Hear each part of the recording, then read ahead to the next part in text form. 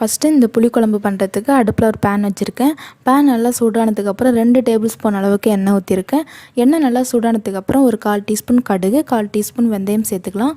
இப்போ இது ரெண்டுமே நல்லா பொரியட்டும். இது கூடவே ஒரு 1 டீஸ்பூன் வெங்காயம் வடகம் சேர்த்துக்கலாம். இந்த வெங்காயம் வடகம் சேர்க்கும்போது குழம்பு நல்லா டேஸ்ட்டாக இருக்குங்க, வாசனையாகவும் இருக்கும். இப்போ இது எல்லாமே நல்லா பொரியட்டும். எல்லாமே நல்லா பொரிஞ்சிருச்சு. இப்போ இதில் ஒரு 30 போல் சின்ன வெங்காயமும் ஒரு 15 பல் பூண்டு சேர்த்துக்கலாம்.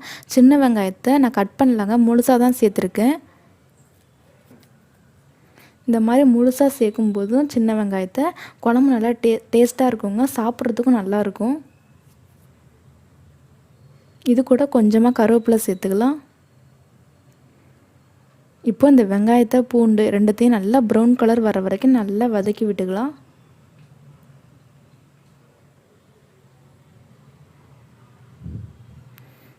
பாருங்கள், வெங்காயம் பூண்டு நல்லா வதங்கிருச்சு. நல்லா ப்ரௌன் கலர் வர வரைக்கும் நல்லா வதங்கிருச்சு. இப்போ இதில் தக்காளி பேஸ்ட்டு சேர்த்துக்கலாம். ஒரு மீடியம் சைஸ் தக்காளி எடுத்து நல்லா ஃபைன் பேஸ்ட்டு அரைச்சி வச்சுருக்கேன், அதை இது கூட சேர்த்துருக்கேன். இப்போது இந்த தக்காளி பேஸ்ட்டு சேர்த்து ஒரு 1 நிமிஷம் நல்லா வதக்கி விட்டுக்கலாம்.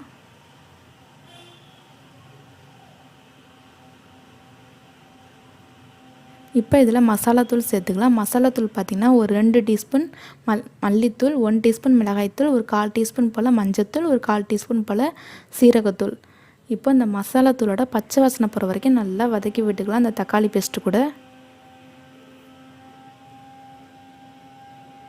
நல்லா 4 சைடு எண்ணெய் பிரிஞ்சு வரணும், அந்த அளவுக்கு நல்லா வதக்கி விட்டுக்கலாம். பாருங்கள், நல்லா 4 சைடு எண்ணெய் பிரிஞ்சு வந்துருச்சு.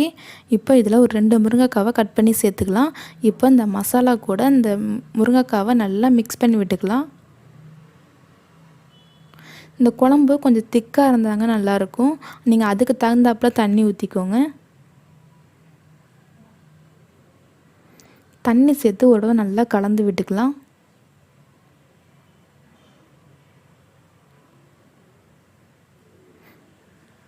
இப்போ இந்த குழம்புக்கு தேவையான அளவு உப்பு சேர்த்துக்கலாம்.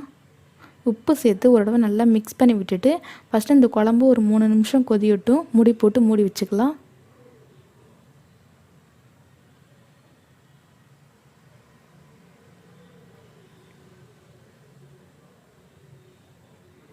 ஓப்பன் பண்ணி பார்க்கலாம். பாருங்கள், குழம்பு ஒரு 3 நிமிஷம் கொதிஞ்சிருச்சு. இந்த மசாலாத்தூளோட ஸ்மெல்லாம் போய் குழம்பு நல்லா வாசனையாக இருக்குங்க. இப்போ ஒரு சின்ன எலுமிச்சை சைஸ் அளவு புளி எடுத்து கரைச்சி ஊற்றிருக்கேன். இப்போ இது எல்லாத்தையும் சேர்த்து நல்லா கலந்து விட்டுக்கலாம். புளி தண்ணி சேர்த்து குழம்பு ஒரு 7 நிமிஷம் கொதியணுங்க. ஒரு 5 நிமிஷம் ஹை ஃப்ளேம்லேயே வச்சு கொதிக்க விடுங்க. ஒரு 3 நிமிஷம் அடுப்பை ஸ்லோ ஃப்ளேம்லேயே வச்சு கொதிக்க விடுங்க. அப்போ தான் 4 சைடு எண்ணெய் பிரிஞ்சு வரும். ஓப்பன் பண்ணி பார்க்கலாம். பாருங்கள், குழம்பு நல்லா திக்காகி 4 சைடு எண்ணெய் பிரிஞ்சு சூப்பராக ரெடி ஆகிடுச்சுங்க. நல்லா வாசனையாக இருக்குது, பார்க்கவே ரொம்ப நல்லா இருக்குது. அவ்வளோதாங்க, நம்மளோட சுவையான சின்ன வெங்காயம் சேர்த்த முருங்கைக்காய் புளி குழம்பு சூப்பராக ரெடி ஆகிடுச்சு. நீங்களும் உங்கள் வீட்டில் ட்ரை பண்ணி பாருங்கள். தேங்க்யூ.